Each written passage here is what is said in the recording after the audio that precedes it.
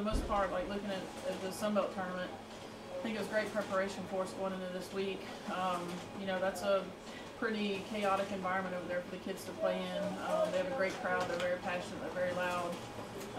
So I think, you know, going through that and competing in that environment, I think really prepares us for what we're about to see, because we know Alabama is going to pack out their stadium, and that's awesome. That's what college softball is all about, and love the fact that we have the fan support. So I think that's a big force. You know, I felt like we kind of came together as a team a little bit more. I felt like we stepped on the field and competed together. So I think that's something that we really need to carry over. I mean, at this point, you've been on the field, you know situational stuff, you know hitting stuff, like you know the pitches that you have to make. It's just a matter of stepping on the field and competing together. And, you know, I feel like we really started to come together with that this past weekend. Yeah, for sure. And, you know, that's a tough environment to play in. And, you know, I felt like we went that entire time in such a hostile environment, and I didn't feel like we flinched that whole time. Like, I felt like we stepped on the field and competed. And, you know, that's what it's going to take in Tuscaloosa.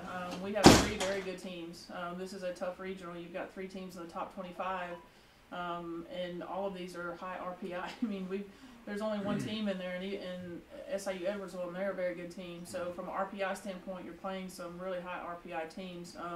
You know, we're going to have to bring our A game, and I think that last weekend really, like, it plays in great for what we're about to go into. Well, you always depend on the returners. I mean, they've been in that environment. This isn't their first rodeo.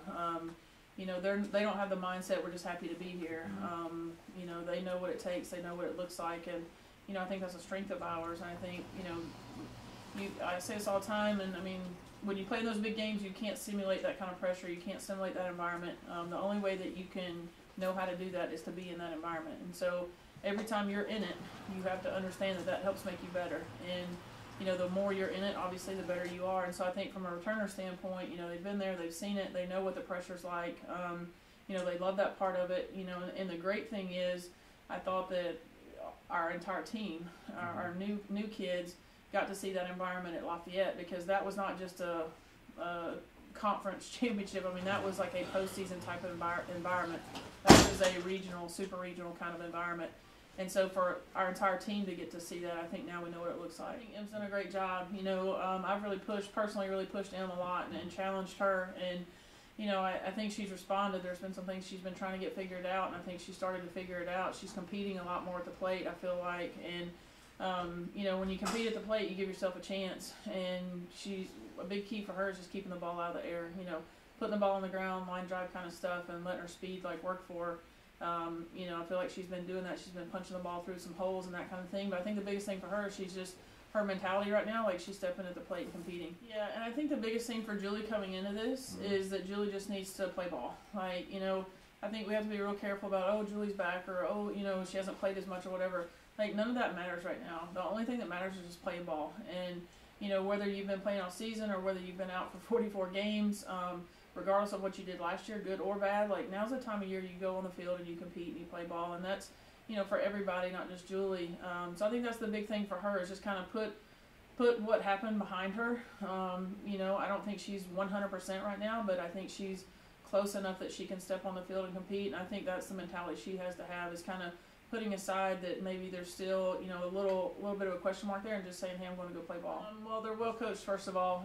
You know, that coaching staff does a great job. You know, very competitive coaching staff, and their kids are going to be very competitive. You know, they're the OVC champions, so they know how to win. And, you know, every team coming into this regional is a good team. Every team coming into this regional knows how to win. And, you know, I think that's the mentality we have to have going into it. We can't take anything for granted.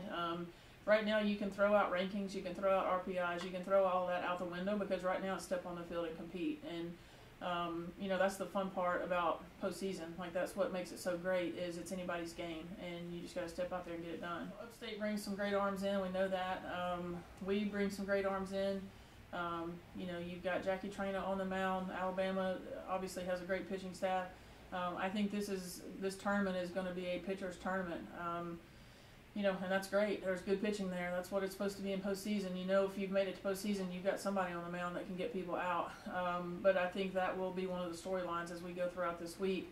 You know, I don't see any huge scoring games, and I may be wrong, but, you know, I think most of what you see this weekend will be low-scoring games and people having to, you know, you got to execute and you got to make every single thing count.